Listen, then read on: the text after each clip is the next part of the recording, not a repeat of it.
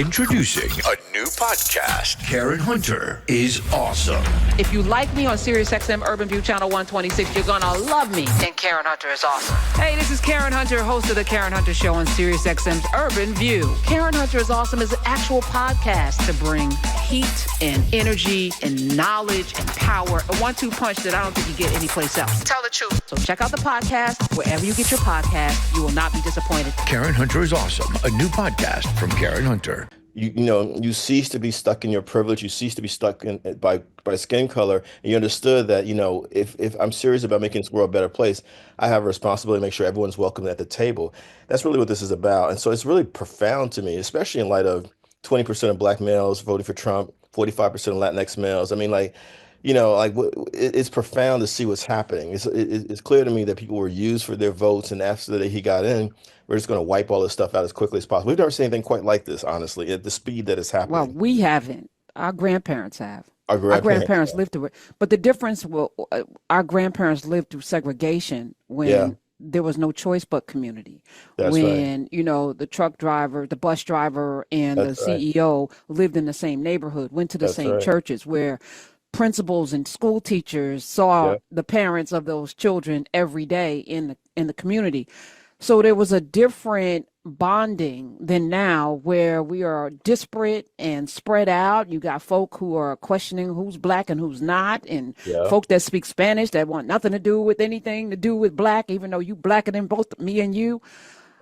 Yeah, this some folks. Yeah, I mean this is it's unprecedented from that standpoint, that we don't have the church or the institutions that came out of Jim Crow, that came out of Reconstruction in many ways, right? And we don't have the institutions, even when you talk about home ownership, that was destroyed during the subprime lending debacle. Shout out to Wells Fargo, and I mean that with all horror, and other banks that preyed upon Black people, but they also, a lot of us owned homes when a lot of us don't now, and so even having a place to lay your head, BlackRock owns a lot. I mean, these are some interesting times that will either give birth to, and I'm choosing my words wisely, because I see a thing happening right in front of our eyes, and at the same time, there's a call on us to do something. These are the times that make men and women. These are the times that show courage or not. These are the times. It's going to happen, and you're right. Our ancestors lived through Reconstruction and the complete shutting down of Reconstruction. 1865, 1877 Reconstruction, and then someone decided, that deal that Rutherford B. Hayes cut, let's get rid of all of it. Let's pull the troops out. Let's shut all this stuff down. And so we know this is not something new, and we really do need to dig inside of ourselves in a different way, a profound way, and we've got to be strategic about it. We have all these debates raging about Snoop Dogg and should he or should not perform. I made a comment about it, as you know, TMZ. I don't regret saying it. I saw that. But I don't want to stay there. I'm like, more importantly, where's the consciousness level where we can get folks like a Nina Simone, a Harry Belafonte, a Sidney Poitier, folks who understood that they're not just a part of the entertainment cert community, but they actually have some level of responsibility to the larger community. Because what you see with Snoop Dogg, literally every time he posts something on Instagram, people are calling him all kinds of names. There's a big hurt and disappointment, particularly because Snoop made a statement 4 years ago or 8 years ago that if anyone voted for Donald Trump, ... he called them names, right. And so. But I think part of it is also us needing to re-examine, Karen, this whole celebrity industrial complex where we've elevated people who do not deserve to be spokespersons. No matter, they could be athletes, they could be entertainers, they could be, certain kinds of people who are not real journalists like you are and like I am, who have these platforms, and it's clear to me and you that they don't really read the way y'all stress it. With the Nubian community, they don't really study at all. And I think we really have to do an assessment of everything, like who's speaking for us, who's representing us, but also what do we actually want? Like, what's the plan? We got to keep coming back to that. We've talked about this for the last couple of years. What's the plan for Black people, and really what's the plan for the country? Because as we move, I believe that's how the rest of the country moves, and we have to really think about this as a people. So let's kick off, because I feel like there's a lot of noise. Yeah. but there's not a lot of study. Dr. Carr was talking about this. There's a difference between reading and studying. That's right. He said studying requires action. That's right. Yeah. Anybody could read a thing and then regurgitate. I mean, this is really our education system now. You read a thing, you memorize, you regurgitate, you pass tests, but there's no critical analysis that actually shifts and changes your view or your perspective or codifies your view and perspective, because that's what study will do, right? So we're not studying. So I want to kind of do a reverse engineering today with you on this whole diversity, equity, and inclusion. And I want to focus on Chris Rufo. I had done some research over the weekend on Chris Rufo, R-U-F-O, a 40-year-old, Kevin, younger than both of us, who is not, a brilliant genius, but had the wherewithal to find a thing that he wanted to focus on, diversity, equity, inclusion, and allowed himself or inserted himself into spaces to be used to dismantle it. And it didn't take a long time. We're talking, I think he started his journey in 2021. Now, we know that affirmative action has been assaulted by Edward Bloom and those cats for the last 30, 40, 50 years since it was. So that there's been an assault on all fronts. But I want us to really think about the dismantling of rights because we let down our guard or we relaxed or we became delusional into thinking that the election of Barack Obama was the finish line, not the beginning. Not the beginning, but that was the finish line. So we could relax and all of the pictures and all of the, we were partying and all, but that was the beginning of the end because in many ways that was their rallying cry to say, oh no, never again. Yeah. Never again. So before I get into Chris Rufo, and I don't know, do you know that name? Oh yeah. Okay. Yeah. I pay attention to the folks who show up in our communities, quote unquote, and disrupt things. He's from California. I know who he is. Yeah, but I'm saying this guy is 40 years old and he just, stepped into the space. I'm sorry. It was 2017. He was one of 30 plaintiffs to file a lawsuit to prevent Seattle from imposing an income tax. So he started there and got his taste. But I'm saying somebody's listening right now that can equal and opposite this reaction. Yeah, we need an equal and opposite reaction to this, which means somebody's got to step up and somebody's. It's got to be one-on-one. It can't just be one person. But if we attack this on all fronts, because that's how they did it. Okay, y'all got this president. Don't tread on me. We're going to do tea bags on our hats. We're going to come out and do this. And that led to a local mastery of politics, showing what local politics is really about, gerrymandering, getting people into the state houses and gerrymandering and jerry-rigging elections and all of this, and getting people teed up so that when you got to the federal, you had an army of folk in all of these swing states. That's right. And it's, we get to a place and then we just, like it's the end and we can't. Before we get in, go ahead. I'm sorry. No, please. Before we get into it, though, I wanted to play this clip because I think in many ways it centers what we're up against, because I'm hearing a lot of, both parties and, third party. This is not political. We're not in a political battle right now. This is not a political battle. People did not vote based on resources, which is all politics. Politics is about the delivery of resources by people who you send to the places to give you the resources. This was not about resources. This was about race. Eddie Huang, who you know because you're that guy, Eddie Huang, fresh off the boat. Eddie Huang, who's also an amazing chef, and he's out there talking to people. And you might have seen his comedy TV show that was on the air for a few years. He was sitting with this guy named Jared Taylor in a restaurant. And Jared Taylor is, a businessman, regular white guy. Maybe he's in his late 50s, early 60s. I can't tell. But he seems like a regular, affable person. And they're eating and chatting over a meal. I want to play this clip because I think it's central to where we are right now. Play it, Smiz. I want to know how it is you voted for Donald Trump when you're so into facts, because his entire campaign is not based in facts. It was all based in propaganda and emotion. I voted for Donald Trump for one reason only.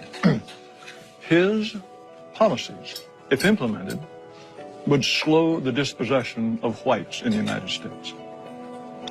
If you were to deport all illegal immigrants, if you were to think very hard about letting in any Muslims, all of this would slow the rate at which whites are becoming a minority. Why are you so worried about the white dispossession of America? Because I want my people to survive. Is that so strange? We don't control China. We don't control any place where whites are not a majority. And if we become a minority, we will not control our own destiny anymore. I grew up in this country as a minority, as the children of immigrants. I was their first child born in America. And while I didn't have much possession or didn't much control, I really enjoyed myself. And I think that if you ask a lot of Americans, they would say that I had a lot to offer this country. You know, according to you, I guess I would be perpetuating the dispossession of white America. That is true. That is true. Would you say that you wouldn't want me in this country? At some point, when my ancestors built this nation, they did not build it with the intention of giving it away to Mexicans or Chinese or Haitians or to anyone else. Do you consider, you keep saying your ancestors built this country, you consider that a fact? Who else built it? Black people, Native Americans, Chinese people who came and built the railroads. Do you think none of that could have been Italian achieved? people. But they're Europeans, aren't they? You know, it's this is why history, the understanding of history is so important. You know, Karen, I did 7 speeches last week in 8 days, crisscrossing the country, Dr. King programs.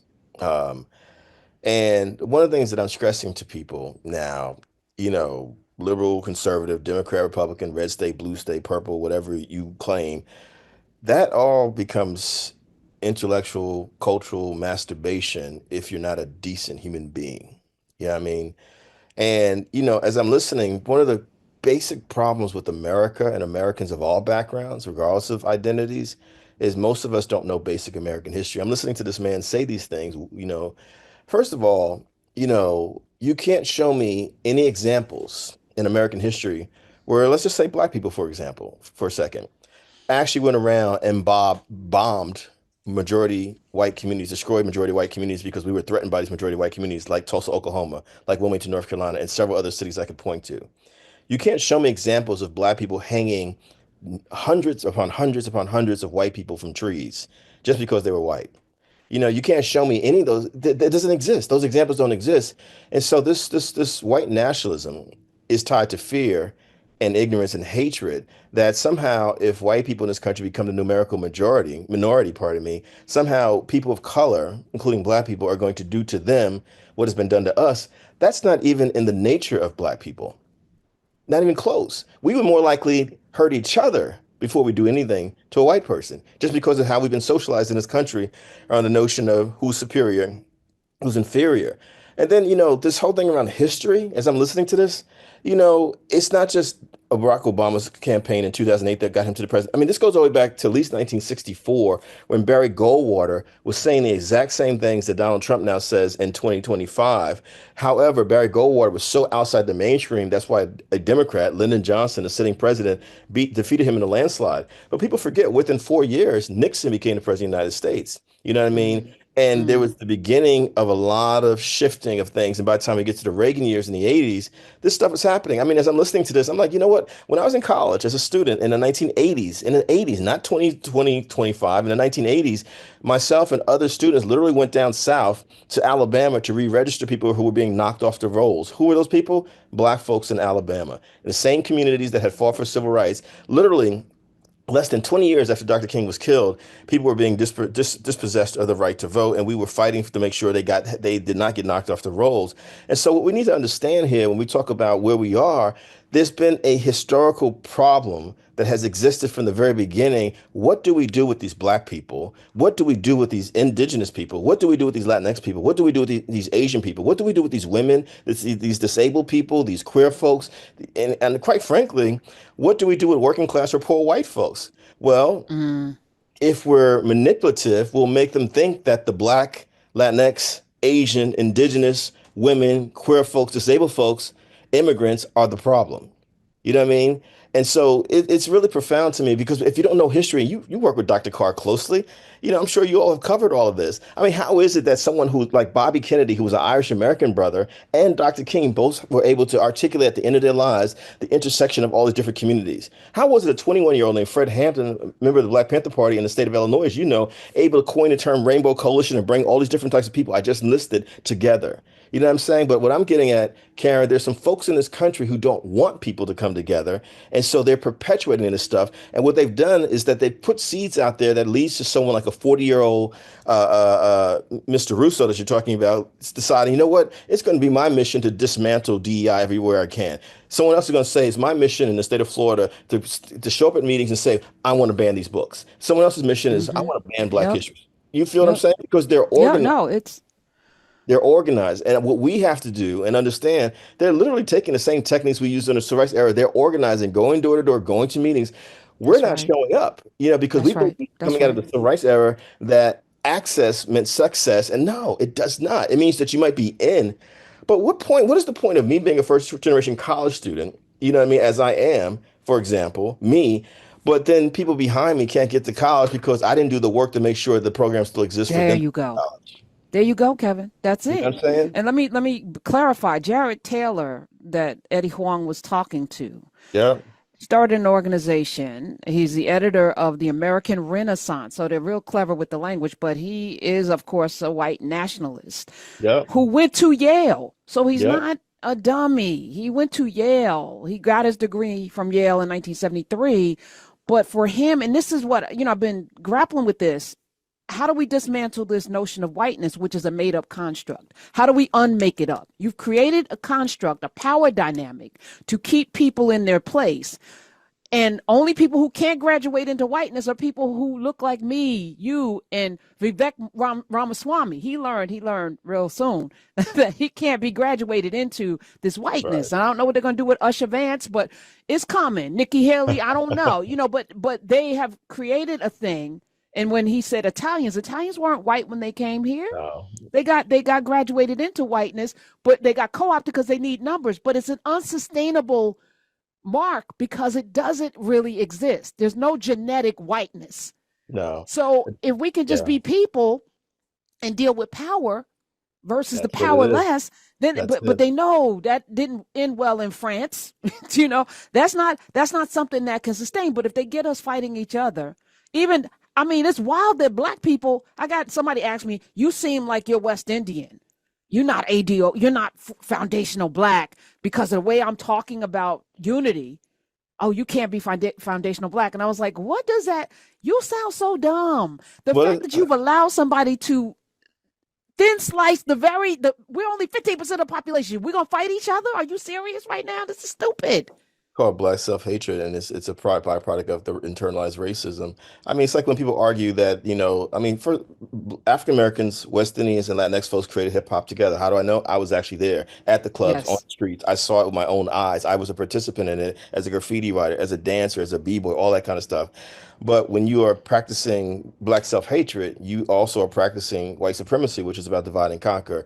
And to your point, Italians, Polish folks, Jewish folks, Irish folks, they were the others at some point. But as you know, as we see in films like Martin Scorsese's Gangs in New York, it's like, you got to make a choice here. What are you going to do? And so they find someone else to other as they try to make their way into the mainstream.